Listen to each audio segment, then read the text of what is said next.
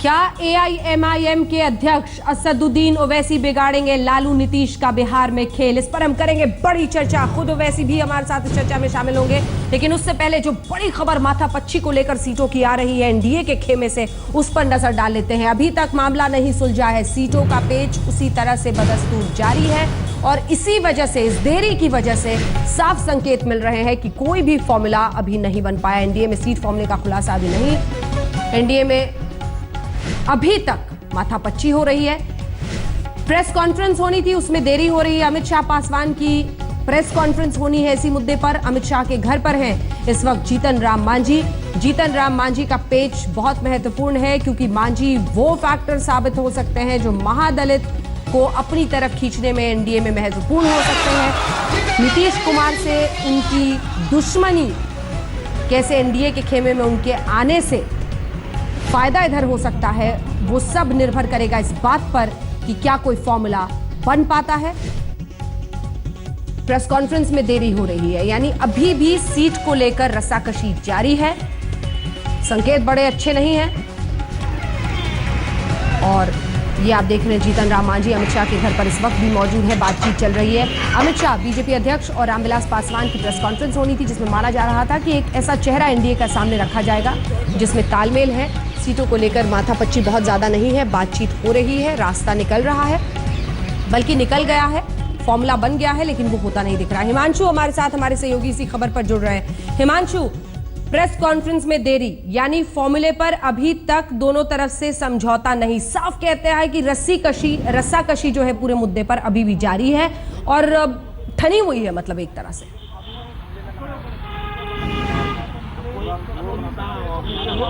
देखिए, बिल्कुल रस्साकशी बिल्कुल जारी है सीटों के बंटवारे को लेकर। जीतन राम मांझी जो है वो चाहते हैं कि जिस तरीके की खबरें आ रही हैं कि उनको 15 सीटें दी जा रही हैं, उससे वो नाराज है। वो चाहते हैं कि उनको इससे ज़्यादा सीटें दी जाए। उपेंद्र कुशवाहा भले ही मान गए हैं जो अमित शाह ने उनको दिया है, उन्होंने खुद पत्र लिख के दिया है। रामविलास पासवान की नाराजगी इस बात को लेकर है कि जीतन राम मांझी के जो 9 विधायक हैं उनको टिकट ना दिया जाए, और अगर दिया जाए तो 3 ऐसे विधायक हैं जिनको वो बिल्कुल नहीं चाहते टिकट दी जाए। जो जमुई लोकसभा क्षेत्र है, वहां से उनके जो बेटे हैं उनमें वो तीनों विधानसभा क्षेत्र पड़ते हैं, वहां जो टिकट दिए जाए वो एलजेपी के टिकट पे दिए जाए। तो इसी तरीके से माथापच्ची अभी बहुत ज्यादा चल रही है। प्रेस कॉन्फ्रेंस होनी थी 6:30 बजे, वो नहीं हुई। अमित शाह बिल्कुल तैयार थे, लेकिन मांझी एंड वक्त पर जो है वो नाराज हो गए और उनसे मुलाकात करने धर्मेंद्र प्रधान, भूपेंद्र यादव गए, और अब अनंत कुमार भी जो है वो अमित शाह के घर आ गए हैं। जीतन राम मांझी भी आ गए हैं। कह सकते हैं कि बातचीत जरूर चल रही है, निकलेगा हल जरूर, लेकिन कब निकलेगा, अब से थोड़ी देर में निकलेगा या और समय लगेगा, इस पे कहने के लिए थोड़ा सा हमें इंतजार करना होगा। जी, शुक्रिया आपका हिमांशु। आप बनाइए रखिए इस खबर पर, क्योंकि महत्वपूर्ण है। सीटों को लेकर इस वक्त भी माथापच्ची, कुछ लोगों को लेकर जो रस्साकशी है मांझी और पासवान के बीच, इनसे पार पाना पड़ेगा एनडीए को। लेकिन इसी बीच उस बड़ी खबर का रुख करते हैं जिस पर हम बहस करने वाले हैं। एआईएमआईएम के अध्यक्ष असदुद्दीन ओवैसी ने बिहार के विधानसभा चुनाव में एंट्री का ऐलान कर वहां की सियासत में एक जबरदस्त ट्विस्ट दे दिया है। ओवैसी ने कहा है कि वो सीमांचल इलाके में चुनाव लड़ेंगे। हालांकि सीटों का खुलासा भी नहीं किया है साफ साफ। सवाल है कि क्या ओवैसी के इस फॉर्मूले से, इनके इस फैसले से लालू नीतीश का खेल खराब होगा और बीजेपी को होगा फायदा? बिहार की चुनावी जंग अब और दिलचस्प होने जा रही है। सियासत का एक पुराना खिलाड़ी बिहार में नई पारी की शुरुआत करने जा रहा है। ऑल इंडिया मजलिस इत्तेहादुल मुस्लिमीन यानी एमआईएम के अध्यक्ष असदुद्दीन ओवैसी भी बिहार विधानसभा चुनाव में उम्मीदवार उतारेंगे। फिलहाल रणभूमि बिहार का सीमांचल इलाका होगा। कि सीमांचल के रीजन में ही हम इलेक्शन लड़ेंगे। सीमांचल की पसमानदगी बहुत बड़ा मुद्दा है। कोई सीमांचल की बात ही नहीं कर रहा है इलेक्शन में, हम सीमांचल की पसमानदगी की बात कर रहे हैं। बिहार की सियासी बिसाहत में ओवैसी की इस चाल के पीछे वजह कई है। राज्य के सीमांचल इलाके में 4 जिले अररिया, कटिहार, पूर्णिया और किशनगंज आते हैं जो मुस्लिम बहुल हैं। यहाँ की कुल करीब 1 करोड़ की आबादी में 40% मुसलमान हैं। माना जा रहा है कि किशनगंज की सभी विधानसभा सीटों पर ओवैसी के उम्मीदवार ताल ठोकेंगे। अररिया और पूर्णिया की 2 मुस्लिम बहुल सीटों पर और कटिहार की 1 मुस्लिम बहुल सीट पर ओवैसी की पार्टी चुनाव लड़ सकती है। अगस्त के महीने में ओवैसी ने सीमांचल में एक रैली भी की थी। हालांकि बाकी दलों का दावा है कि ओवैसी के ऐलान से फर्क नहीं पड़ेगा। ओवैसी ने फिलहाल सीटों का खुलासा नहीं किया है। लेकिन मुमकिन है कि उनकी पार्टी सीमांचल में महागठबंधन के वोट बैंक में सेंधमारी कर जाए। हैदराबाद से अशोक पांडे के साथ आज तक bureau. Okay sir, thank you. कई खास मेहमान हमारे साथ इस चर्चा पर जुड़ रहे हैं। सबसे पहले आपको दिखा दें वो चेहरे जो हमारे साथ इस बहस में शामिल होंगे। हमारे साथ असदुद्दीन ओवैसी साहब एआईएमआईएम के मुखिया जुड़ चुके हैं। अली अनवर साहब जेडीयू की तरफ से हमारे साथ जुड़ गए हैं। कुछ ही देर में संबित पात्रा भी बीजेपी से जुड़ेंगे। लेकिन उससे पहले आइए जरा आपको सुना देते हैं अजय आलोक क्या आरोप लगा रहे हैं ओवैसी पर। सबसे पहला सवाल असदुद्दीन ओवैसी साहब आपसे। 2 आरोप, संगीन आरोप जेडीयू की तरफ से। पहला ये कि आप जानबूझकर बीजेपी के एजेंट हैं, उनको फायदा पहुंचाने के लिए चुनाव लड़ रहे हैं। आरोप नंबर 2 कि आप सांप्रदायिक ध्रुवीकरण करना चाहते हैं। दोनों पर आपका जवाब। इन दोनों सवाल का जवाब दूंगा, मगर इससे पहले अभी जिस शख्स ने ये कहा कि पैसे मिले हैं, मैं आपसे वादा कर रहा हूं कि इसके खिलाफ मैं क्रिमिनल डिफेमेशन नोटिस दूंगा और इनको कोर्ट तक लेकर जाऊंगा और इनके चप्पलें खसा दूंगा मैं, क्योंकि इनके पास कोई प्रूफ नहीं है।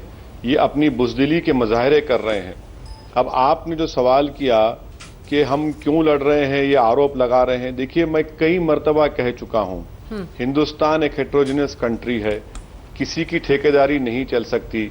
अगर आज दिल्ली यूनिवर्सिटी के इलेक्शंस में बीजेपी जीत गई तो क्या ओवैसी जिम्मेदार है? दिल्ली में इलेक्शन हार गए लोग, हाँ, और लोकसभा के जब इलेक्शन हुए एनडीए ने 31 लोकसभा की सीटें जीती, हाँ। तो मैं जिम्मेदार हूं। सीमांचल के अंडर डेवलपमेंट और नाइंसाफी की मैं बात कर रहा हूं। मैं ये कह रहा हूं कि मैं सीमांचल की हद तक इलेक्शन लड़ूंगा। मैंने ये भी कहा कि अभी हमने फैसला नहीं लिया कि हम कितने सीटों पर लड़ेंगे।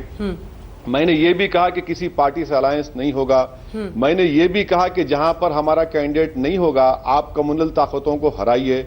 ये सवाल कम्युनिस्ट पार्टी से नहीं करते, ये सवाल उन लोगों से नहीं करते जो तारिक भाई अपना गठबंधन बनाने जा रहे हैं उनसे नहीं करते।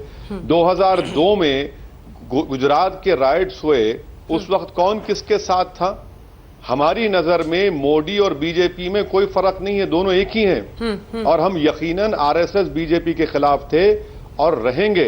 हम सीमांचल के डेवलपमेंट का मुतालबा कर रहे हैं। ठीक है, लेकिन अनवर साहब मैं पहले जवाब आपसे ले लूं, फिर मैं लौटूंगी ओवैसी साहब, क्योंकि आपके इस फैसले का भाला सीधे महागठबंधन पर लगेगा। इस पर आपका जवाब मैं लूंगी, लेकिन उससे पहले अनवर साहब, ये पैसे की थ्योरी कहां से आई जो आपके प्रवक्ता अजय आलोक कह रहे हैं? कैसे साबित करेंगे आप? देखिए अंजना जी, ये जनरल परसेप्शन है और बिहार में ही नहीं पूरे मुल्क में कि ओवैसी साहब जो कुछ भी कर रहे हैं उसका फायदा बीजेपी को होगा। और जनरल परसेप्शन है, ये लोग कहते हैं कि कोई इनका डील बीजेपी से हुआ है। अच्छा। एक बार कहते हैं नहीं लड़ेंगे, एक बार कहते हैं लड़ेंगे, और इस तरह की जो इनका सपना है कि हम पोलराइज कराएंगे, तो नहीं हिंदू पोलराइज होने वाला है न मुसलमान पोलराइज होने वाला है। डील क्या होता है अनवर साहब को डील क्या होता है? बिहार की डील क्या चीज है? डील क्या चीज है सर? डील अरे अंदरूनी तालमेल, छुपा रिश्तम, साठगांठ नहीं होता है, तो वो भी समय आने के बाद ये हो जाएगा। और देखिए महाराष्ट्र में भी जो कुछ हुआ, तो सब लोग कहते हैं कि भाई इनके जो भी स्टेप्स हैं उनका बेनिफिशियरी तो बीजेपी है। वहाँ जो सेकुलर फोर्सेस हैं उनको हराने के लिए जा रहे हैं। तो आपके मुताबिक कोई और खड़ा ही ना हो चुनाव में? महागठबंधन वहां खड़ा है, इसलिए कोई और हो ही नहीं चुनाव में। और खास तौर पर जब आपके मुस्लिम मतदाता को कोई पहुंच सकता है, तो कोई खड़ा ही ना हो चुनाव में, नहीं तो वो सब एजेंट कहलाएंगे, बीजेपी के पैसे लिए हुए कहलाएंगे। हाँ सर। अंजना जी सर, जो वैचारिक बात है वो आरएसएस जो है उसी का दूसरा ये पहलू है।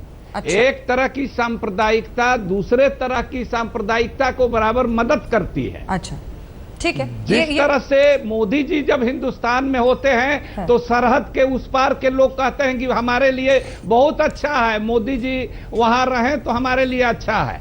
तो इनके भाई खास करके जिस तरह के बात, फ्यूरियस बात, जिस तरह की भड़काऊ बात बोलते हैं, तो बिहार जान लीजिए न 1946 में न 1937 में जो कम्युनल फोर्सेस हैं, मुस्लिम फंडामेंटलिस्ट हैं, मुस्लिम फिरका परस्त ताकतें हैं, तो उनके खिलाफ यहाँ के मुसलमान जिस तरह से हिंदू महासभा, उस तरह से जिन्ना की पॉलिटिक्स के खिलाफ बिहार में लड़े हैं। और अब तो इनको पूरे देश के लोग इस बात को समझने लगे हैं। और बिहार के बाद आप जान लीजिए कि इनको फिर कहीं जगह नहीं मिलेगी। अच्छा ठीक है, आपने भविष्य भी बता दिया। संबित पात्रा जी, खुश तो बहुत होंगे आप, लेकिन अनवर साहब कह रहे हैं कि आपकी कोई डील हो चुकी है।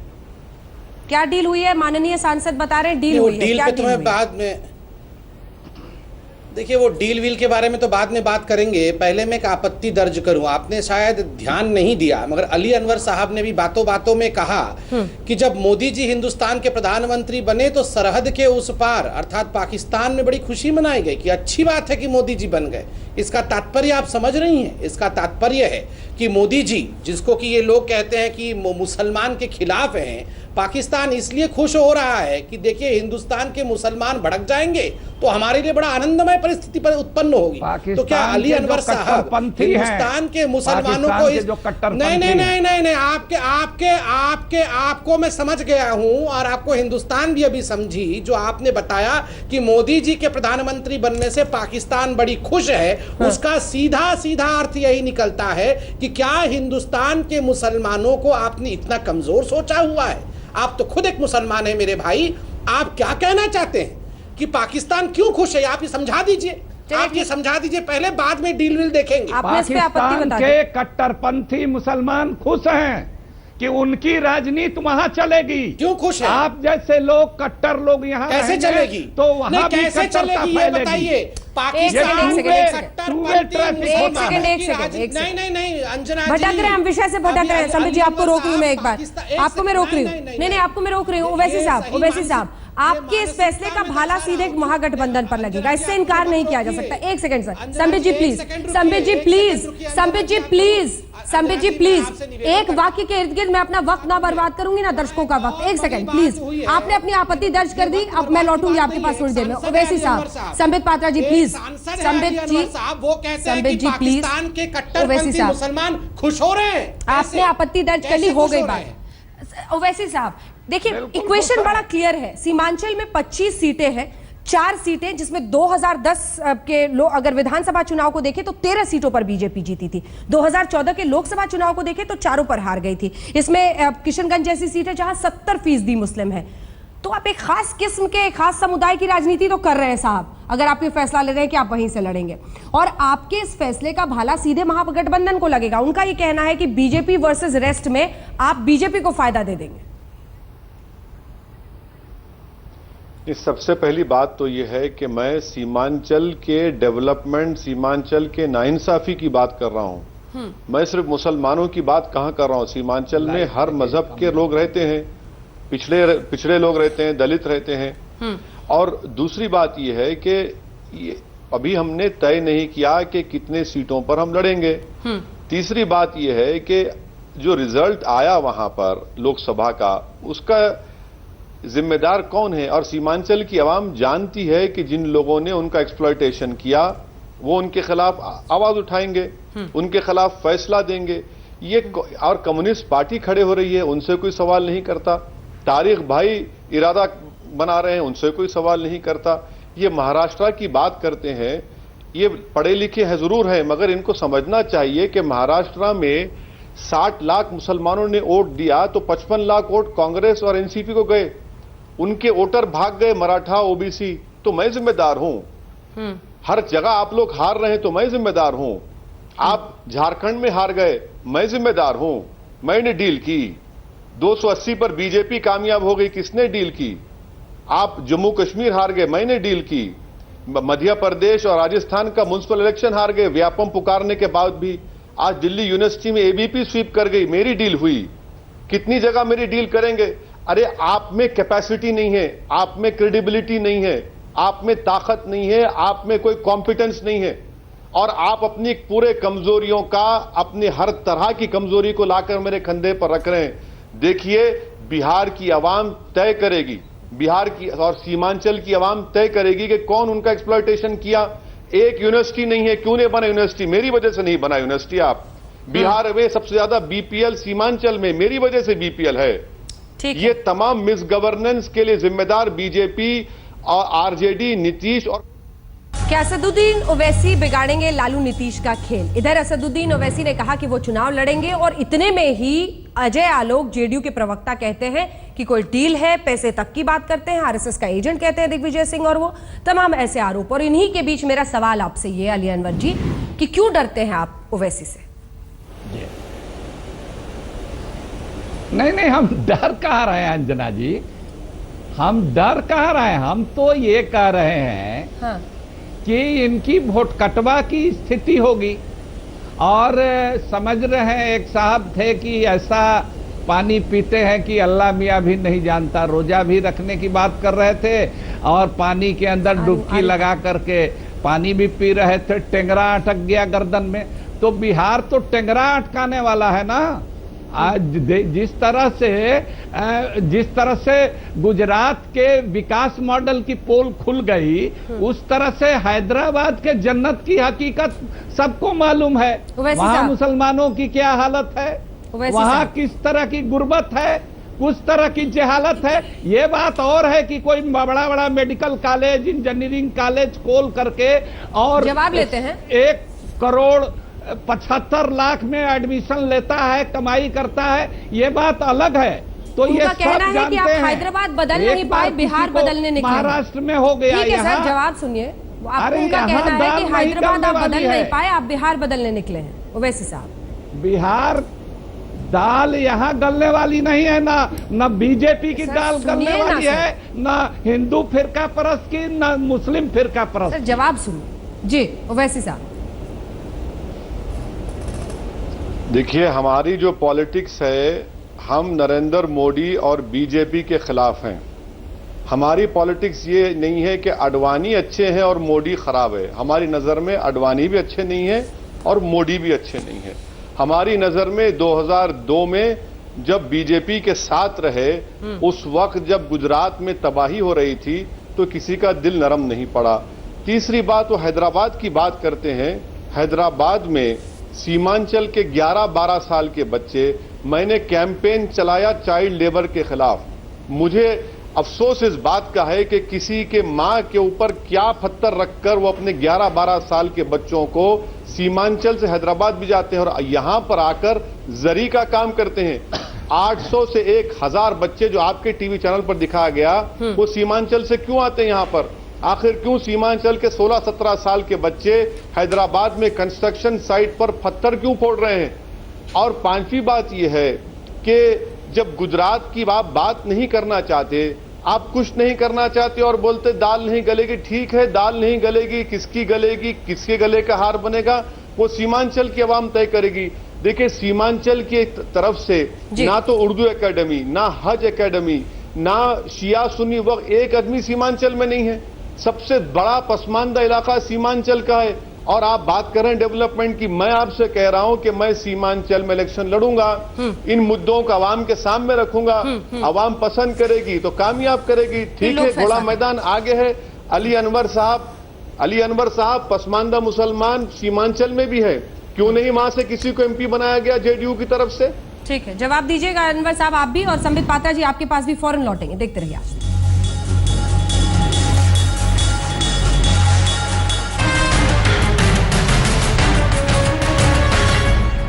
असदुद्दीन ओवैसी ने यह फैसला लिया है कि बिहार में चुनाव लड़ेंगे। हालांकि सीटों का ऐलान नहीं हुआ है, लेकिन सीमांचल में लड़ेंगे। इस तरफ जेडीयू आरजेडी से जबरदस्त प्रतिक्रिया इस पर आ रही है, बीजेपी के एजेंट तक उन्हें कहा जा रहा है। इन सब के बीच बड़ा सवाल यह है संबित पात्रा जी कि इस फैसले से आपको खुशी जरूर होगी, क्योंकि अगर वाकई इनके दावों में दम है तो हिंदू वोट कंसोलिडेट होगा, ध्रुवीकरण होने से आपको फायदा होगा इस फैसले में। लेकिन आपका कितना हाथ है, इस पर आपकी सफाई जरूर आनी चाहिए, क्योंकि जेडीयू और आरजेडी का यह आरोप है कि आपने डील की है। डील पर जवाब नहीं आया आपका। देखिए अंजना जी, अभी मैं सुन रहा था, अली अनवर साहब कह रहे थे कि असदुद्दीन ओवैसी साहब जो हैं और उनकी पार्टी जो है वो टंगड़ी अड़ा रही है। ये बिहारी में हम लोग कहते हैं टंगड़ी, मतलब पैर अड़ाना, टंगड़ी अड़ा रही है और वोट कटुआ है। आप बताइए, थोड़े दिन पहले तो वो असदुद्दीन ओवैसी साहब के टंगड़ी में अर्थात पैर में पड़े हुए थे और कह रहे थे ये सबसे बड़े सेक्युलर नेता है पूरे हिंदुस्तान के, और आज जब ये इन्हीं के घर में घुस गए हैं तो वो टंगड़ी अड़ गई है। दूसरी बात, मैंने अभी थोड़ी देर पहले कहा, गीता हूं मैं, कुरान हूं मैं, मुझे पढ़ इंसान हूं मैं। एक सेकंड, मुझे पढ़ इंसान हूं मैं। अगर ये सुशासन बाबू और जंगल राज बाबू इन दोनों ने इंसान को पढ़ लिया होता ना, तो आज ये हिंदू मुस्लिम का झुंझुना बजा के परेशान नहीं हो रहे होते। इनका क्या हश्र होगा मैं बता रहा हूं।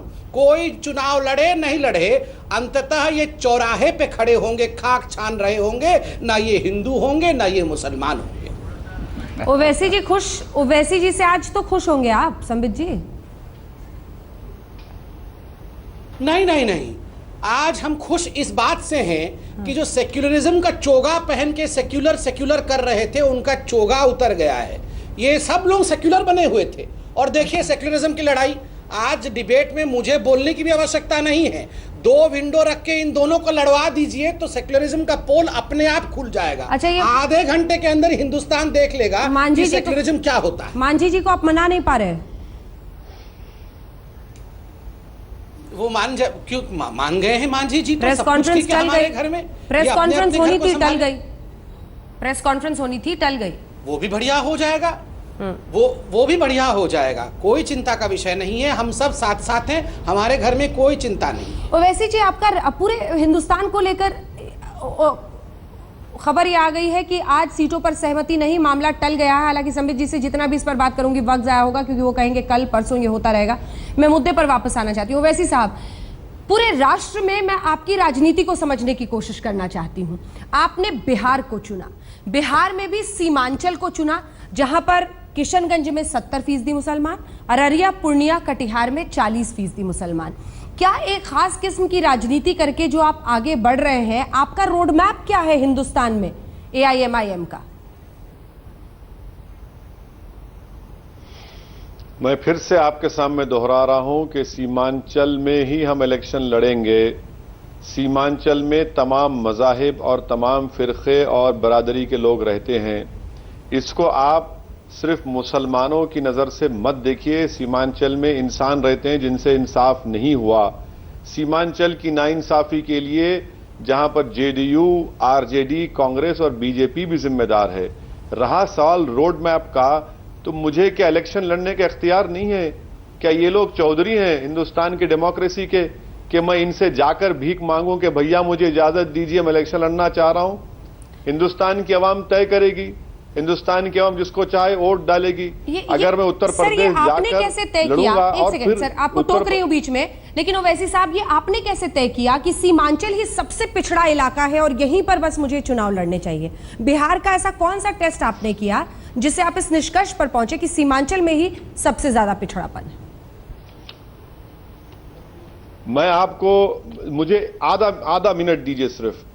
देखिए, सीमांचल जो पूर्णिया डिवीजन है बिहार का, मैं चैलेंज के साथ कह रहा हूं, एम्पिरिकल डेटा के साथ कह रहा हूं कि सबसे बैकवर्ड है।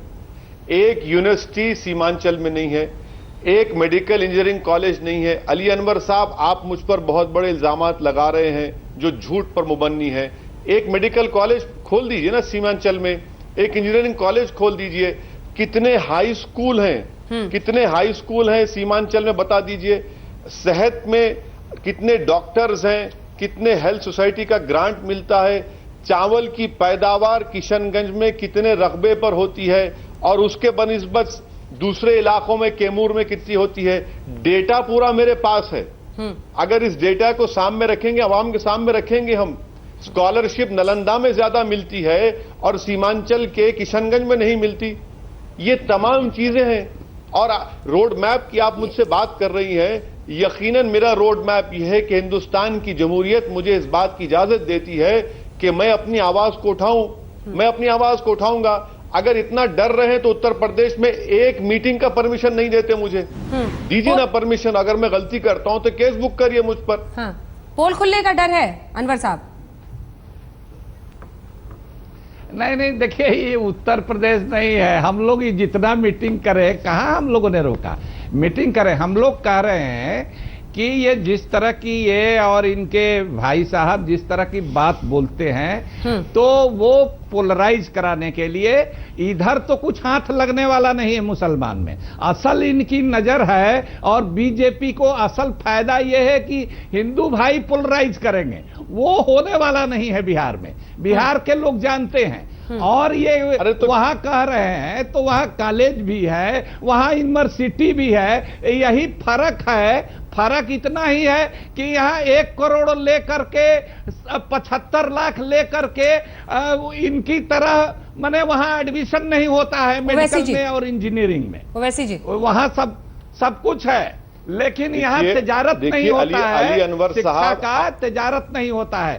गरीब लोग भी पढ़ते हैं। जवाब सुनिए सर। हाँ, ये बताएं कि बिहार के कितने लोगों को अली अनवर या साहब, हिंदुस्तान के कितने मुस्लिम बच्चों को इन्होंने बिना डोनेशन के अपने मेडिकल कॉलेज में एडमिशन लिया है? ये बताएं बिहार का। हम लोग उसको ला करके खड़ा कर देंगे। अनवर साहब, ओवैसी साहब, सीमांचल के इलाके में एक भी गवर्नमेंट का मेडिकल और इंजीनियरिंग कॉलेज नहीं है। अरे जरा इतना उताले क्यों हो रहे? सुनिए ना, अभी तो शुरुआत है। जब आऊंगा सीमांचल में तो कान में रुई रखना पड़ेगा। अली अनवर, अभी सुनो, सीमांचल में आपने कौन सा मेडिकल कॉलेज खोला, कौन सा इंजीनियरिंग कॉलेज खोला?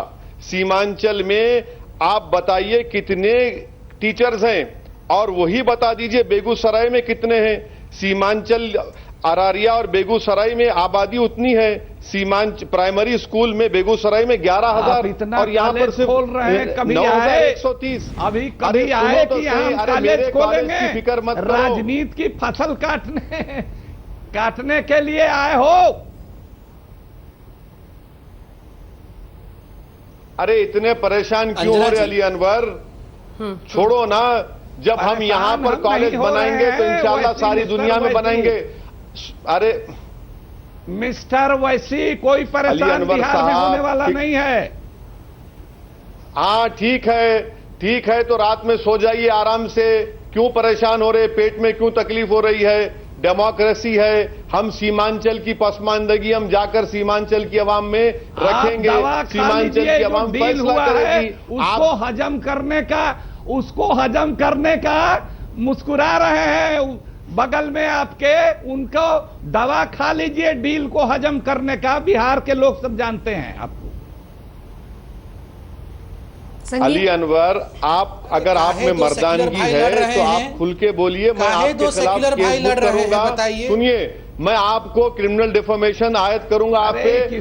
आप फिक्र मत करिए। आप ये बता दीजिए, अगर आपके प्रूफ है, हिंदुस्तान की जमहूरियत के कोई ठेकेदार नहीं बन सकते। मैं यकीनन लड़ूंगा इलेक्शन। अभी तो शुरुआत सीमांचल से हुई अली अनवर, पूरे बिहार में भी जाएंगे इंशाल्लाह। फिक्र मत करो आप ना। क्यों इतने परेशान हो रहे? फिर आप क्यों इतने परेशान हो रहे? कभी आकर हैदराबाद के गली कूचों में देखो कि सीमांचल का नौजवान गुर्बत के मारे यहां पर आकर बच्चे 11-12 साल के बच्चे जरी का काम करते हैं। उनको हम ट्रेनों में बिठाकर वापस भी जाते हैं। कभी आकर ये भी तो जवाब दो कि आखिर तुम्हारे 10 साल के बेहतरीन राज में हिंदुस्तान के गली कूचों में भीख क्यों मांग रहा है? होटलों में जाकर क्यों काम करते हैं बच्चे? देखे हैं, और एक भी लीडर नहीं है। हम लोगों ने गली कूची में लीडर पैदा किया है। आपने एक आदमी को वहां खड़ा नहीं होने दिया है। हैदराबाद में आपके फैमिली के अलावा एक भी मुसलमान खड़ा नहीं है। हमारा एक एमएलए है, सबसे ज्यादा एमएलए हम लोग देते हैं वहां से। संबित पात्रा जी, 2010 के विधानसभा चुनाव में सबसे आगे थे आप। 13 सीटें थी आपके पास और सबसे करीब आपके जेडीयू 4 सीटों के साथ। 2014 आते आते लोकसभा में 4 लोकसभा सीटें आप वहां पर हार गए। तो सीमांचल आपके लिए भी आईना है। कोई नहीं उस आईने में इस बार चमकेंगे। 24 की 24 सीट ला के दिखाएंगे। आप देखिए, एक बहुत अच्छी कविता मैंने निकाली है, श्रीकांत वर्मा जी जिन्होंने मगध के ऊपर कविता लिखी है। चाहता तो किसी और के मत्थे मढ़ सकता था, लेकिन कैसे मढ़ सकता था? जो मढ़ेगा वो कैसे गढ़ेगा। हम किसी के मत्थे कुछ नहीं मढ़ेंगे, हम बिहार को गढ़ेंगे। इन दोनों को कहिए ये आपस में एक दूसरे के मत्थे मढ़ते रहें और हिंदुस्तान में जो असली चेहरा है धर्मनिरपेक्षता का, वो आज हिंदुस्तान की जनता देखेगी। अंजना जी, लास्ट में 10 सेकंड में मैं आपको एक बात बता दूं, थोड़े दिन पहले जेडीयू और आरजेडी कह रही थी ये जो सोशियो इकोनॉमिक सेंसस आया है इसको क्यों नहीं रिलीज किया जाता है। उसके बाद जब रिलीजियस डाटा आ गया, रिलीजन के आधार पर सेंसस आ गया, तो ये बोल रहे थे साजिश है जो इसको रिलीज कर दिया। आप बताइए, जाति का डाटा आ जाए तो वो साजिश नहीं, उसको जल्दी रिलीज करो। धर्म का डाटा आ जाए तो वो साजिश है। जो बांटने की कोशिश कर रहे थे आज उनके सामने बांटने का आईना खड़ा है ओवैसी बनके, तो ये डर गए हैं। चलिए ठीक है, आंकड़े, लेकिन जिसकी आपने बात की, आंकड़े कभी बेईमान नहीं होते हैं, उसकी कलाबाजी अक्सर बदनीयती से की जाती है। ओवैसी साहब, क्या कहेंगे आप सीमांचल के लोगों से? क्या मॉडल है आपके पास, किस वजह से वो आपको वोट दें? हम सीमांचल की आवाम की जो दिल की आवाज है, जो सीमांचल के नौजवानों में जो मायूसी है, जो माओं में इतनी तकलीफ है कि अपने 11-12 साल के बच्चों को हैदराबाद जैसे शहरों में भिजाकर काम के लिए मजबूर होती है, उन सब से हम कह रहे हैं कि सीमांचल की कोई आवाज उठाने वाला बिहार के असेंबली में हो। हमारा डिमांड ये होगा कि आर्टिकल 371 के तहत एक रीजनल डेवलपमेंट काउंसिल बने, ताकि वो एक गारंटी होगा सीमांचल के ओवरऑल डेवलपमेंट के लिए। ये बहुत जरूरी है। बिहार में यकीनन पिछड़ा है, मगर उन तमाम में पूर्णिया डिवीजन सबसे बुरा हाल है। यहाँ पर socially, educationally, economically, health indicators, irrigation के पैरामीटर्स तमाम के तमाम लोवेस्ट हैं। तो इसलिए बहुत जरूरी है कि रीजन के डेवलपमेंट के लिए रीजन के नुमाइंदे कामयाब होकर जाएंगे और वो अपनी आवाज को उठाएंगे बिहार की असेंबली में। चलिए ठीक है, अली अनवर जी, चलते चलते कंक्लूडिंग रिमार्क आपसे, हाँ या ना में, कम से कम स्पोर्ट्समैन स्पिरिट के साथ एक कोई नया प्लेयर आता है अपनी चुनावी राजनीति आगे ले जाने के लिए, आपको खुली बाहों से स्वागत नहीं करना चाहिए? क्यों जबरदस्ती बिना प्रूफ का आप किसी को किसी का एजेंट कह देंगे? नहीं, देखिए, दरअसल जो ओवैसी साहब और इनकी फैमिली जो जिन्ना बनने का सपना देख रही है, तो बिहार के लोग जो हैं हर तरह की, हिंदू मुसलमान दोनों, हर तरह की सांप्रदायिकता के खिलाफ रहे हैं। हर तरह की जिन्ना को तो ठुकरा है ना हम लोग। आपका रुख इन्हीं दो लाइनों से हम समझ गए, आपका रुख हम इन्हीं 2 लाइनों से समझ गए, लेकिन वक्त की कमी है, इसीलिए हमें इस बहस का यहीं पर अंत करना पड़ रहा है। आप सभी का बहुत बहुत शुक्रिया। आप देखते रहिए आज।